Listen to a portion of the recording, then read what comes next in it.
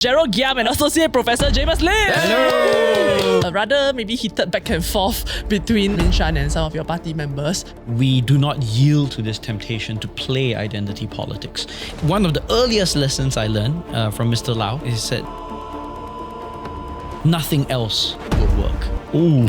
Opposition's role in Singapore politics. Of the seats that we did contest, we only won 10. If the electorate is not ready for another party to take over government, we will be foolish to be saying that vote us in to take over government. Unequal opportunities for opposition during election periods. Do you see that changing, especially in the recent election? That's something that your own podcast contributes to, right? Nonsense. Well, I will let you be your own judge.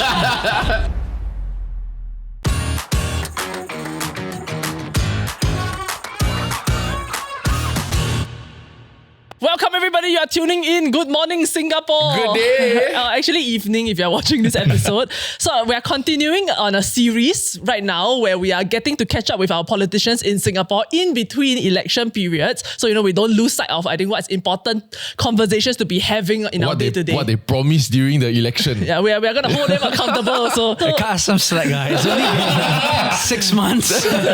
So today, as you can see, we have 3 people in blue, but 2 people that we are going to need to focus on. Please welcome to the show Workers' Party's Head of Policy Research, Gerald Giam, and a warm welcome back for the 3rd time, Associate Professor Jamus. First of all, if I'm not wrong, this is both of your first re-election. Right. It's certainly mine. Yeah, technically yes. Yeah. Although it's my third term in Parliament. Yeah. Was it more fun this time round? Well, the elections might look fun for the people who are observing it, but for us who are actually going through It's it, kind of fun. that is kind of like the most stressful time of the whole 5 years. Which part? The results part? Pre-nomination day is already nomination the part suspense. or the rally part? Like which is the part that is the most stressful? Well, I mean, Or having to speak for on the those of rally? us who have to do not just the interviews and the podcast and all that, but also do some of the back end work, which all of us have to do to some extent. The preparation in the lead up to nomination day can be really stressful because you have certain deadlines to meet, and if you don't meet those deadlines, you risk losing your whole slate of candidates. I mean, the manifesto didn't write itself, right? Yeah, exactly. So the preparation, you mean like the admin stuff? Admin stuff. It could be admin stuff, could be things like preparing the manifesto, Right. the media aspects of it. So there's a lot of preparation that goes into a lot of swimming and underground, under the surface that's happening. And Right. Can I ask, in the lead up to the election, internally, are you actually guessing okay, maybe next year, this month, elections will happen, so let's start working towards that? No, so we certainly guess, right? But we will never know. We will never know. So you will have to make sure, to the best of our ability, that we plan ahead. But you will never know. So there was a lot of chatter, for instance, that it could have been held in the second half of last year rather than this year. So If we're still in the same year, oh God, it felt so long ago. it does, doesn't it? Yeah. Actually, they all also kind of await the EBRC report with the bated breath, and then then you have to lock in and make all the changes immediately, right? well, a lot of things will change after the report comes out because we can't finalize any slates until we know what the wards are. Yeah. We only know that the election is happening about 3 weeks before when Parliament is actually dissolved. Yeah. Because you can say that the EBRC report is out, but it doesn't mean that we're going to have elections right away. Sometimes it can be 6 months from there. There's not much of a pattern. And you cannot be on high key mode for such a long time as well. There's not much of a pattern, but once the EBRC report is out, for sure, then the trigger can be pulled, right? So it definitely sets this machinery in motion at the very least. So it does put you into a greater state of... the two of us are probably in a more comfortable position because we were in incumbent wards. Yeah. But for some of the new candidates, they go through a lot more stress in leading up to the election because they have to negotiate with their employers to see whether the employers can release them during the time of elections. Maybe the employers will say, I release you, but you don't come back again. Ooh. So Does that happen though? it does. Oh my. Oh, wow. It does. And it's happened to people It's happened to our candidates. Our candidates. And So pre-nomination, then you've had a new candidate, you want to field them, and then they're like, I'm so sorry, I can't get leave. That's a risk that happens. Oh, So we man. have to have backup candidates, especially in the GRC, especially for minorities. All those that's willing to Because you quit their cannot, job. because if let's say one candidate cannot contest, you cannot just sink the entire GRC because of that. Oh shit, that's so real, That's so real, I think it becomes very real when it comes to people's livelihoods. Yeah. You can contest election and come back, but is your career trajectory different after that?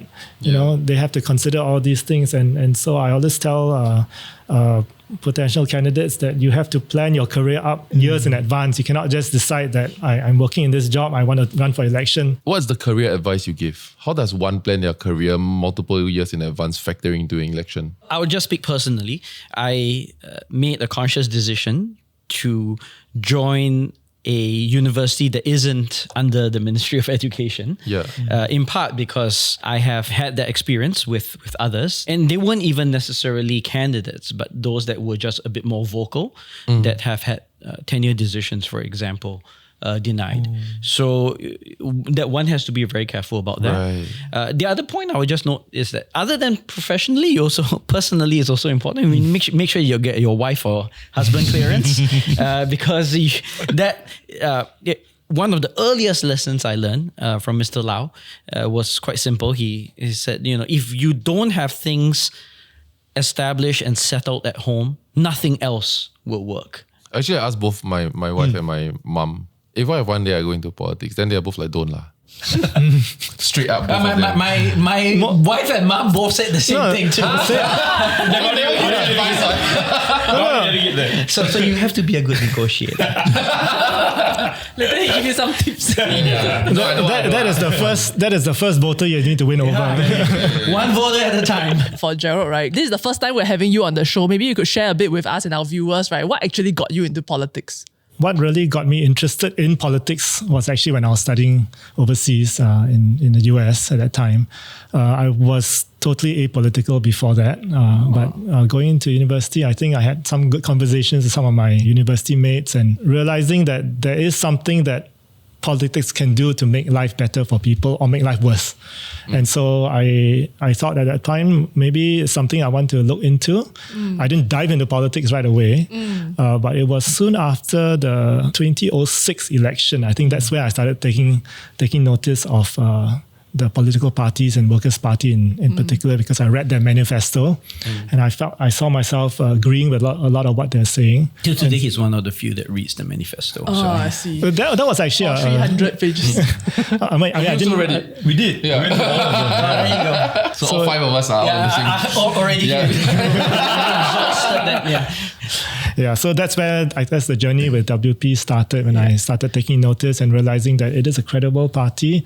It's a party that I want to maybe help to build up to be a credible alternative. If I'm not wrong, one of the first WP rallies during the GE 2025 was at Anchorvale Crescent, right? And I mean, it caused quite a traffic jam also because there were so many people there. What was that like for the both of you? Because your previous election was an online rally. Yeah, so this was your first in-person Physical rally. Yeah. That was special for me, of course. The division that I oversee is in Anchorvale. So that was our first rally. Home ground. It feels very much like home, yes. So some people ask us this as well. You see this huge crowds and so on. Surely you must feel that that energizes you and that ensures that you feel comfortable. But I always say, even if you look at it purely mathematically, that crowd can be very misleading. So even in the event that every single one in that field were a Sengkang GRC voter, which is, as I said, is never the case. But even if they were, how many are there? 16,000, 20,000 people. Right. That is 10% or 15% of your electorate. So, okay, you have that in the bag, but you're still very far from 50%.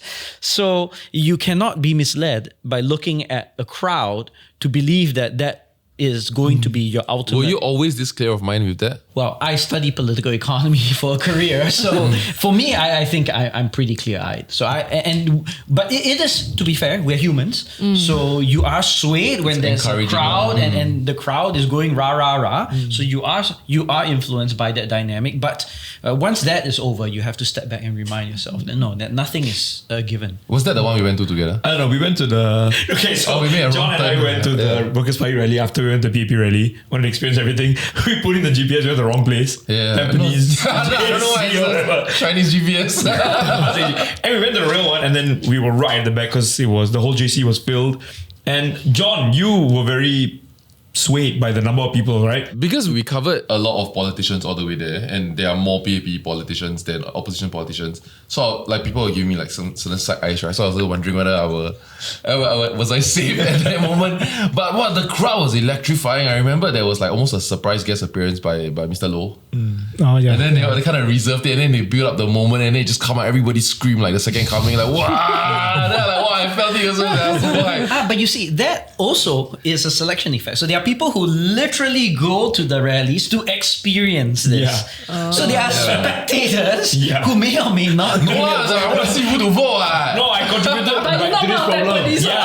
Yeah. No, but everybody is there, man. They don't. It's not in the Tampines, only the Tampines team. Yeah. No, but everybody's WP there. has no presence in the West. I live in Bukit Batok. I am contributing to the problem by going all the way to Hougang to watch the rally. I add to the problem. So don't come, is what yeah, you're sure. trying to tell you. But the ride back was insane, by the way. Like we all go on the train, and like I can see people getting off, and then there's like just a core group of us who are going all the way to like Beauty World and beyond. I'm like, we are all the people who went across the island. Yeah. And I'm so surprised to learn that the people selling hammers outside are not your people. Hey, The yellow hammers are not our merchandise.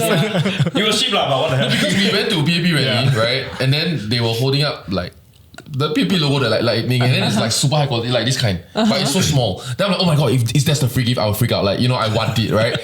Then it cannot. They only make like 2 for that 2% to hold. I mean, for the people that's lining to welcome everybody, right? Then after that, we all went to the WP rally, and then there's people outside selling the hammer. You know why? Because we support SMEs. I said, so then I asked them like, so I thought it was free. No, so when I saw the thing, I thought it was free. So it'd be quite clever of y'all if y'all had given out free merch, then we can all like raise it. Then must pay. Then like, walao, WP want to sell merch at this time, man. Like, but then after that, I asked somebody, I don't know who clarified for us that that's not even their people. Yeah. Someone just decided to sell hammers, and they all bought from the same top of supplier, and they all the same. And there was a queue to buy it. Yeah. That's how people wanted to buy And multiple people bought, and they all sell the same hammer design. Yeah, what I will say is that one of them ended up in the hands of my 5-year-old daughter. So she was waving it as well. I was like, how did you even get this? Because obviously I didn't buy it. We were sorry in the office. I bought. You fell for it. No, what do you mean? I happily paid even if you Supporting local businesses. Yeah. He thought he was supporting WP directly. Now I know. supporting Next local election, business. I'm gonna design for all the parties. Then I yeah. print all the Yo, let's different cook. t-shirt or This is whatever. your lobang right there. Okay. The first time, I think, when Jamus came on the podcast, we spoke a little bit about, and I'm recalling this from memory. Which is probably better than mine. So whatever he said. No, it's just I just want to say whatever I'm about to say is not exactly verbatim what he said. Okay, it's just the point I'm trying to make. You talked about how there is unequal opportunities for opposition during election periods. As compared to the incumbent, do you see that changing, especially in the recent election? Let me withhold judgment on whether it's unequal or not. But I will use one example that many people observed during this round of elections, which is the debate. I think if you compare the debate from the previous round versus the debate that occurred most recently, you will feel that the tenor of the manner by which the debate occurred was different. And there's good and bad elements about it, but certainly that lack of that spontaneous response, that free-flowing repartee. I think that was certainly lost this round. So whether that is a good or a bad thing, I leave it to viewers to decide. But what I will say is that certainly we don't call the shots on that, right? We don't decide on exactly how the format is going to be. What about the doorstops and the interviews that whenever you all have something to say, do the mainstream media come? At least during the election time, they were definitely trailing us quite a lot. I remember many years ago, I don't know whether this is so applicable, but a journalist in the mainstream media told me that the way they cover the different parties is in a proportion to the number of MPs they have in parliament. And so if the opposition or WP only has 10% and the PAP is 90%, then they will cover 90% PAP and 10% opposition. That was, I think... But during election that time, we don't know what. No, but you also see that actually in the debate. You also saw that the PAP had a proportionately higher number of minutes for all their responses compared to the opposition. And again, it was justified in the same fashion. Do you think that's not fair? Because all the opposition will be talking against the incumbent incumbent. So the incumbent then needs to respond to all. Do you think that's not fair? Because it's not like in the US where multi-parties, when they debate, they are fighting each other. In Singapore, it's not so much. It's everybody versus one. So Hence, what that's I how I will say, justified it in my head. Yeah, no, well, what I will say is that it's fair from the perspective of that PAP is contesting many more seats than let's say we are. So, but from that perspective, they should have a greater amount of say in some ways. But you put on another hat, and that is that most of the time, you are already observing what the incumbent is saying and doing all the time, right? That they are incumbents, so they are rolling out the policies. In fact, if you look at the PAP manifesto, it's quite thin because there's not much need for the PAP to have a deep manifesto of what their plans is, because their plans are all in policy. So if anything, if you think that it's better to have a richer set of perspective, which only bubbles up because of interest during debate, during election time, then you could also make the counter argument that maybe the opposition should get more, regardless of how many they are sending, to be able to bubble up more of these ideas. Then would you think that if we remove the incumbent from that spot, let's say a segment of a show where it's all the opposition talking about how they're different and what they do differently, do you think that actually helps? I don't think that would be a real debate if you don't have the incumbent in there. You have to have all the parties represented. And I'm not just talking about the debate during the election. I mean, most people have made up their mind by the time the debate rolls around. I'm talking about the daily reporting every day about the different parties. I think it's important to have increasing balance, and I think that we are getting there better than 10 years ago, definitely. But I think there's a lot more in terms of how articles can focus a lot on what the minister says. And I mean, even if you look at some of the speeches or the adjournment motions, for example, that are being made, they will focus more on the minister's response than the MP who made the adjournment motion. Right. So, even though, in fact, they have a disproportionate amount of time. The response is actually 10 minutes, up to 10 minutes. And the person that filed the adjournment motion actually has 20. Right. Jamus actually brought up something quite interesting, which was that the incumbent can essentially, appeal to people using standing policies, right? Because they've been incumbent for pretty much the entirety of Singapore history. And so there is almost like a different playing field there. And we actually had Mr. Shanmugam on recently for an episode after he spoke about the race and religion in Parliament. I asked him, as somebody who's standing for election, can I not say, hey, I'm Chinese, I understand what issues a Chinese might go through, therefore maybe you should vote for me. I asked him, how come a phrasing like this is not correct? Then, I mean, he didn't really give me a very exact answer, but he did say that by just saying vote me based on skin color, that is trying to play identity politics, versus using, say, you can look at how my policies have benefited not just you, but majority of Singaporeans in this aspect. I can use something like that to appeal to people. But we did have comments that then refuted that, right, by saying this is an argument that only the incumbent can make. So do you feel when it comes to elections or putting forward your own policies and your own suggestions, there is that different level of playing field, and how do you deal with that? The vast majority of the agenda setting is by the incumbent government, is by the ruling party, because they are the ones that are putting forward the bills and the amendments to existing acts. Of course, we respond, and on certain occasions, we either suggest constructively ways that those policies can be better adapted. In other instances, we may voice our objections to that policy, but no matter what, we aren't the ones that are putting down what that is. There is an opportunity from the perspective of, like Gerald said, adjournment motions, or even if we put in our energies into a full motion to be able to put something on the policy table, but it is much more constrained than just the kind of apparatus that the state can, especially given that they also have the civil service, right? Yeah. That is both helping to formulate new policies and refining the policies and reacting to feedback from the public. So in many ways, the incumbent has that agenda setting power in a much stronger fashion than we ever would. But I think if you look at our past record in Parliament, we have put out a lot of policies in Parliament and a lot of proposals, but not all of them would actually be something that people remember, because it may not have been covered extensively by the media, and maybe on our part also, maybe we didn't publicize what we did enough. So I think we'll spend our energies on the government focusing on that. also, to be very honest. They also send us press release that we don't care about all the time. On the question of policies that you don't publicize, is there a policy that you can point to which is not widely popular, but is for the good of the nation? Ooh, that's a great I've question. actually been thinking about this. During the repeal of 377A, the Workers' Party, I believe you had lifted your whip and you all voted based on your own personal conscience, right? So I'm sure that, would be like a conversation, like residents would come and ask you, right, why you voted in a certain way. It's true that being a very small minority in Parliament, our votes will never swing the vote in one direction or another. But I think people do look at the signal value of our vote, which is a responsibility we take seriously. That's why we don't always just vote against a given policy. We know that we have to use it judiciously, as and when it is genuinely something that is critical. We may vote against it, and in cases where we feel that it's extremely important, we may even call for A division where it's recorded down that how exactly who voted in one fashion. So we use those kind of subtle differences in a way to telegraph just precisely how strongly we feel for or against a given policy.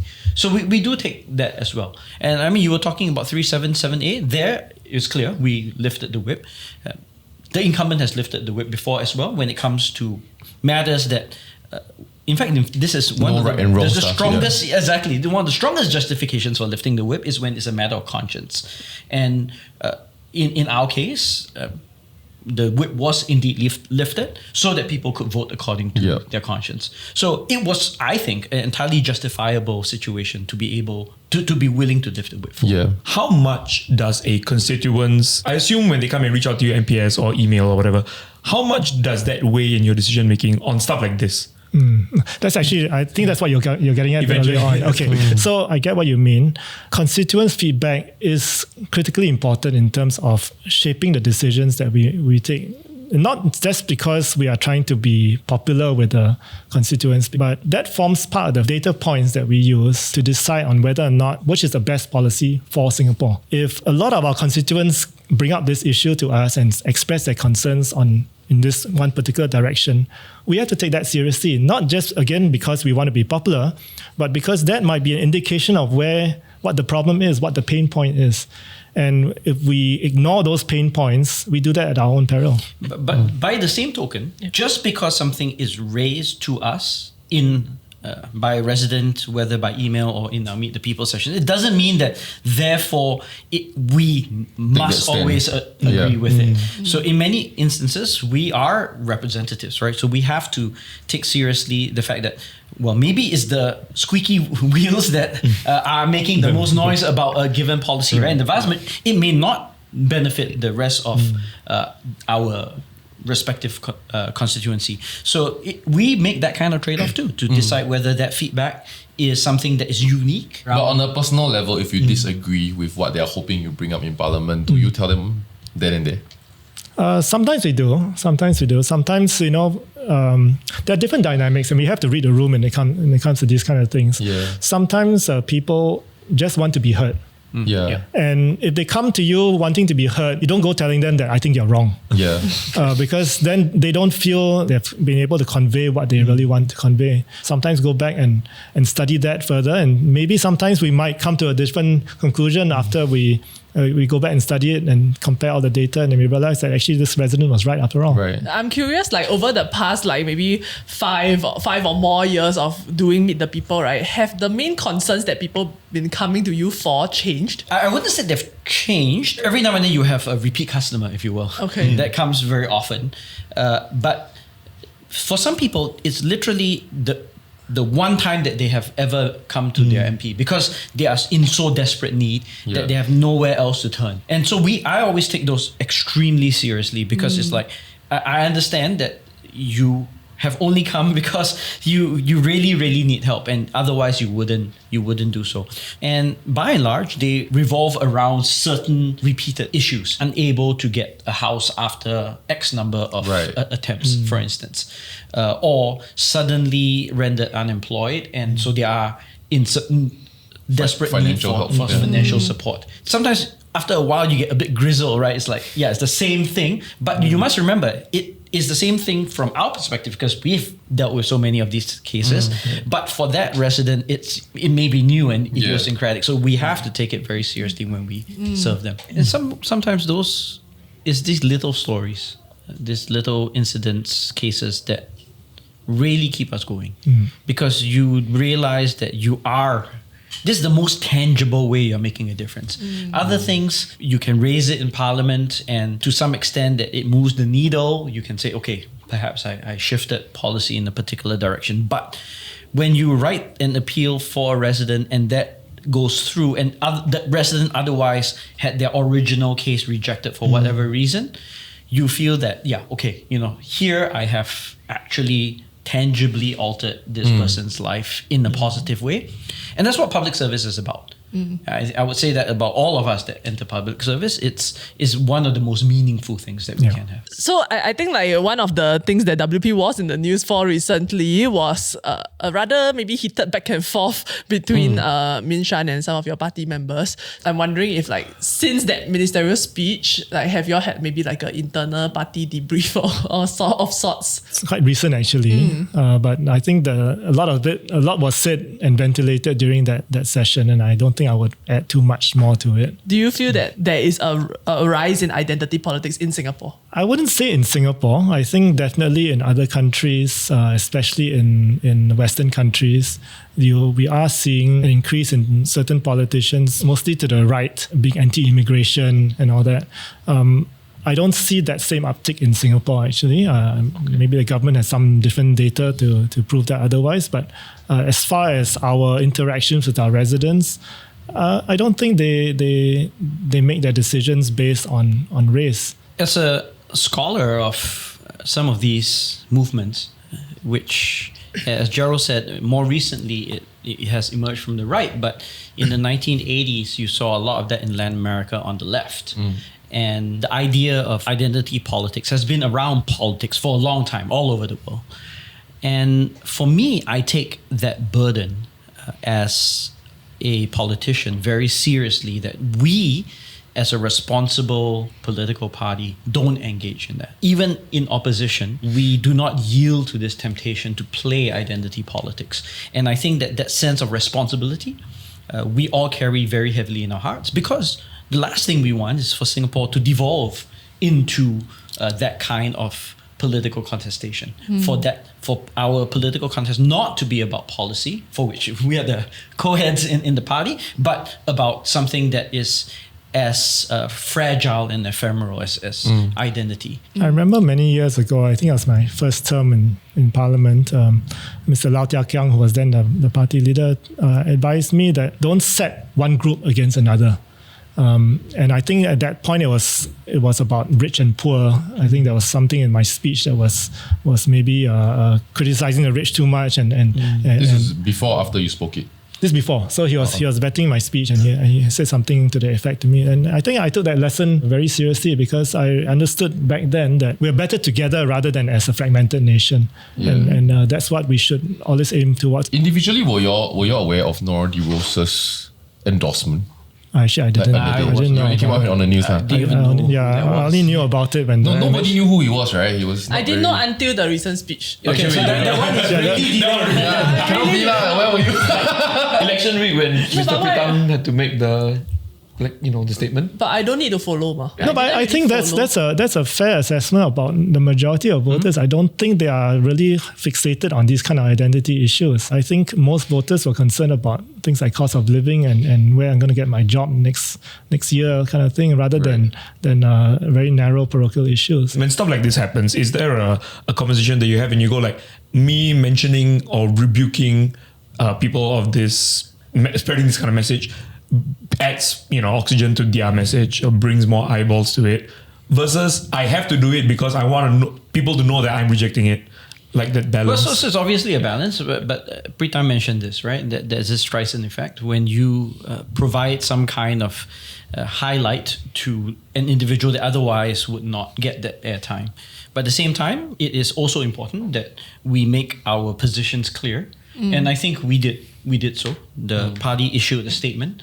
We thought in a fairly expeditious fashion, given the nature of timelines in the heat of an election. There itself is a balance between getting it fast versus making sure that it is definitive and unequivocal. In Mr. I think Shan's characterization of why like y'all took more than 2 days to respond, was it a matter of didn't think it was a thing? Well, I mean, if my memory serves me right, the MHA statement was issued late on us on one night, and by the next morning, within 12 hours, we had responded with another statement. That is, to me, if you ask me, during the heat of an election battle, when everybody is focused on many different things, to get a statement out in such a short time, I think that indicates how important we felt that issue was. One of the more common questions that does come up during election time is that, how come like WP isn't even fielding enough candidates to win the election essentially? And the stance has always been that because right now how the party sees opposition's role in Singapore politics is that as an alternate voice, right? Do you see that like being the continued role of opposition in Singapore over the next like 10 years or 20 years? No, but I'll let Gerald answer that in greater detail. But we already talked about earlier on how difficult it is to field the number of candidates because of all the various challenges. So it's not, even if we wanted to challenge more seats, you have to make sure that you have the goods, you have the resources to be able to do so. And at least for now, we still are not close to being able to do so. We consider very, very carefully the ones that we field candidates in, but there are just very practical limitations. Our medium-term goal still remains to win at least 1/3 of the seats in Parliament, simply because we want to make sure that we can prevent the ruling party from just changing the constitution at will, because the constitution dictates a lot of what other laws can and cannot do. And so we feel that we are still a long way from that. And we didn't even contest 1/3 of the seats, let alone win. And of the seats that we did contest, we only won 10. So we are in a way kind of guided also by the electorate. If the electorate is not ready for another party to take over government, we will be foolish to be going forward and saying that what us in to take over government. But it does not mean that we don't think we can govern the individual constituencies well. I think we have done a good job in terms of governing individual constituencies, and we continue to try and persuade residents of different contested constituencies that we can do just as well in Tampines, in Punggol, as we have done in Aljunied, in Sengkang, in Hougang. I think that there's a shift. Or rather, the incumbent is currently experiencing a shift of sorts. In that, before the advent of WP, or like you said, before 2006, many forms of the opposition are calling for things like we must lower cost of living, we gotta return CPF, or increase the employer matching of CPF, we have to abolish COE, stuff like that, which is very easy to kind of rile up all Singaporeans, like yeah, that's what I want to. And the incumbent do lose sway to people that are calling for that, because if you look at the size of those rallies or the amount of online engagement in those things, right? I do feel like to a certain extent, should it be addressed? Or do we fully trust, right? But here's the question for you. Do you think that in this most recent election, that sort of sentiment drove electorate behavior? No, that's why I mentioned, I think that's where the incumbent is. We are doing that shift in that now there is respectable opposition. In that sense, whereby where a suggestion is given, they will question it and they can expect a solid reply. As opposed to if accidentally you win, then it's not a matter of if you all want them to govern, I'll let them govern for 4 years. Then if they screw up, then maybe we can come back, because Singapore may not have 4 to 5 years of bad governance. Yeah, which I think right now we are seeing that shift, and both parties are calibrating what the offensive line looks like. I think we have to, all politicians actually need to give our electorate a lot more credit than they have been given, in terms of the wisdom of the electorate, the wisdom of what they see as credible proposals, what they see as incredible proposals.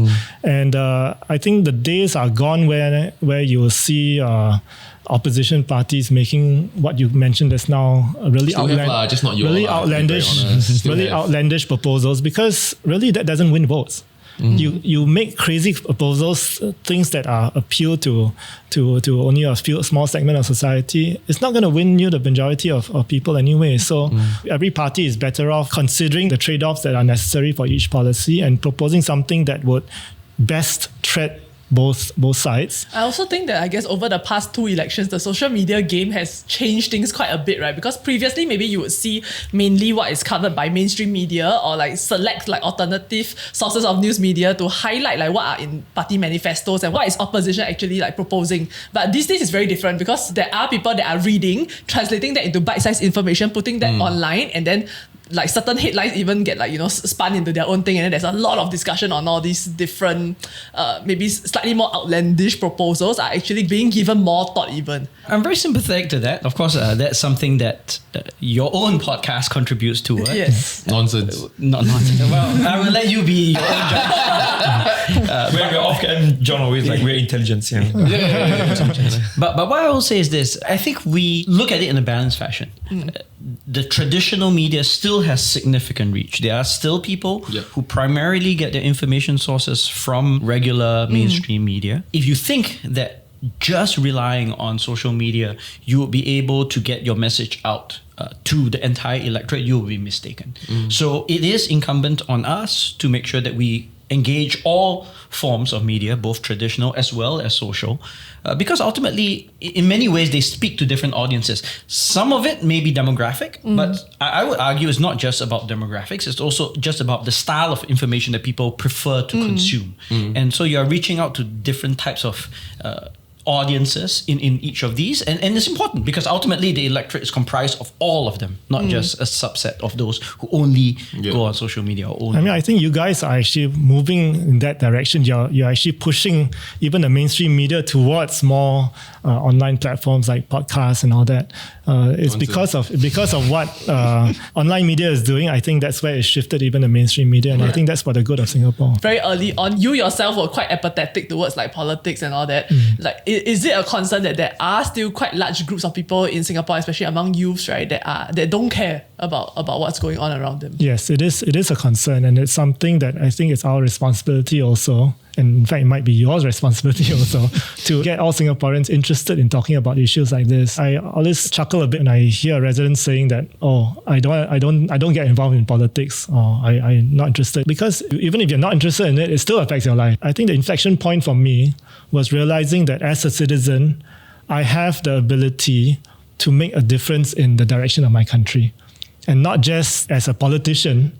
But as an honorary citizen, you can make a difference in terms of how the country goes. And I think that the more we embrace the fact that we have ownership over the direction that we want society to evolve toward, the healthier it will be for our democracy, because that's what it is, right? We live in a society that has rules and has norms, and these don't happen by chance. The more we understand that they occur in no small part because we want to shape it in a particular direction. We want the society to reflect our values and the type of society we want to live in, the healthier we'll be. And I would even argue that for the young people, that's all the more important because it's going to affect you for even longer. So all the more, as a young individual, you should ideally get involved more, because the things that will evolve, that will play out in the years ahead will affect you for far longer than someone who's much older. Yeah, so that's why we try and actively give platforms for our residents to be able to voice out their views, not just during Meet the People sessions, but for example, next Sunday, I've got a town hall session that I'm organizing on jobs and employment, which I'm inviting my residents and other Singaporeans to come and join. So now that you guys have been re-elected and all that, right, is there something that you are specifically hoping to move the needle on, within the next year or two? Well, I think there are lots of issues, cost of living is still a persistent concern for a lot of our residents. And I think I'm also seeing a lot of people coming and saying that they have difficulty finding jobs. They've sent out thousands of resumes or hundreds of resumes and can't find jobs. So I think on the jobs front is something that we'll probably have to put a lot more attention on. And the economy is also slowing down in many ways. And I think people are feeling that pinch. So that's something that we'll probably be focusing on a lot more in the coming year. A lot of it naturally is the bread and butter kind of stuff. Yeah. What Gerald talked about, jobs, obviously, housing, which we touched on a little bit earlier on. For me, of course, the big thing is education. In part, no small part, because I'm an educator myself, but in part also because the education landscape is rapidly evolving, both at the tertiary level, of course, with the advent of AI and what that means for acquiring a tertiary degree, the kind of skills that you need to build up, given that the AI would at least be able to produce output comparable to that of a standard undergraduate, even a very good undergraduate. So that is an element. But I would argue that spills down, obviously, because you don't suddenly become a fully formed undergraduate. You have to go through the rest of the educational ladder, and that educational ladder has to also adapt to better impart the kind of skills that are going to be a bit more unique to humans. So softer skills, elements of leadership, elements of creativity and innovation that sometimes we in Singapore, with an emphasis on academic talent and academic achievements, we have traditionally underplayed some of these other elements. So for me, I think that's a really important part that we need to start to think very, very seriously as a nation about how we're going to take our educational scene forward. Okay, so I'm going to close the episode here. A big thank you to Gerald and Jamus for joining us. Thank you for having us. Yeah. Like, share, subscribe, and comment down below who you might like to see next. We'll see you there. Bye-bye. You play pickleball? He played tennis, then now it become pickleball. Yeah, pickleball is more introduced by my residents because I walked around. You get a noise every day. Because when I walked around the estate, I saw them playing, so I joined them, and then I realized that You also created it occurred to me that I was creating disability, so I also encouraged them to use the softer ball that didn't make so much noise. softer ball. I didn't There's a understand the softer ball, pickleball and there's complaint. also a padded the racket, pad- right? A kind of dampened racket. I haven't seen that one. I've seen the soft ball, the quiet ball. I thought it was recently quite only effective. heard a video of someone recording the pickle. Oh, it really is bad. Yeah. I hear it now. Yeah, so that is a continuing conversation. I posed a question in Parliament. Yeah. At the moment, MND has outsourced it to town councils to manage. But ultimately, I think there has to be some more decisive... I feel like it's the first time in my lifetime I'm seeing Singapore frenzy over sport. Second, Pokemon Go. Pokemon Go ruled this Like country. ice sport. That's all the sport. You're running around. Athletic endeavor.